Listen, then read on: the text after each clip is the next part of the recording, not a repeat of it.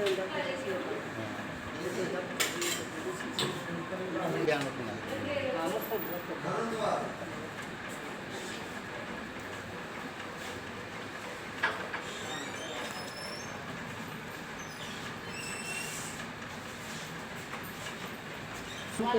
वाले मारो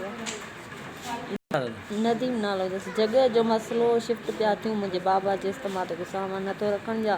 वरी पंहिंजे ॿारनि जे घर पियो वठी हले चयोमांसि वीरी धीरे ॼारा तुंहिंजा माना घर वारा मूंसां विढ़ंदा आहिनि त मूंखे गंदियूं गंदियूं ॻारियूं ॾिनई चई ईअं कोन कंदा तूं अहिड़ी माना घटि वधि ॻाल्हाए पियो पोइ मूंखे मारण में शुरू थी वियो मुंहिंजो भेणी वो आयो उन छॾायो पर न छॾ टे मिंट वरी मुंहिंजो पीउ आयो त उन खे गाॾो ॻारियूं ॾाढियूं ॾिनई घटि वधि ॻाल्हाए मुंहिंजे पीउ खे धक हयां अथई ॾाढो मूंखे मारियो अथई सफ़ा भित में वियो अथई सफ़ा ॾाढो मारियो अथई पुठीअ में सफ़ा ॾाढा धक धक हलाईंदो आहे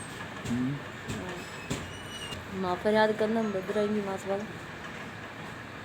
जहिड़ा मूंखे धक लॻा आहिनि ओड़ा धक हणनि पुलिस वारा ख़बर पएसि घणा चकर भाऊ मारियो अथई हिकु चकर न घणा चकर मारियो अथई पर मां छॾे ॾिनो अथमांसि त मसालो इहो आहे त घर में थोरो घणो ॻाल्हायो थिए थो ज़ाल मुड़ुसनि जो हा पोइ वरी जो हिन ॻाल्हायो त हुनखे मारियईं अॻ में बि इहो करे चुको आहे सीन 2-3 चकर कयो अथई असां हिनखे छॾे ॾिनो आहे हिन महिल मुंहिंजी मुई धीउ पई आहे मां न छॾींदसि ॿुधाई अलाह ख़ैर करे मुंहिंजी धीउ कुझु बि थींदो त मां न छॾींदसि तोखे मूं तॾहिं अब मुंहिंजी अपील आहे त मुंहिंजे न्याणीअ जो अदुल थिए ॿुधाई सिंधु हुकूमत फुल जेको बि आहे जहान सॼो मुंहिंजी न्याणी बसि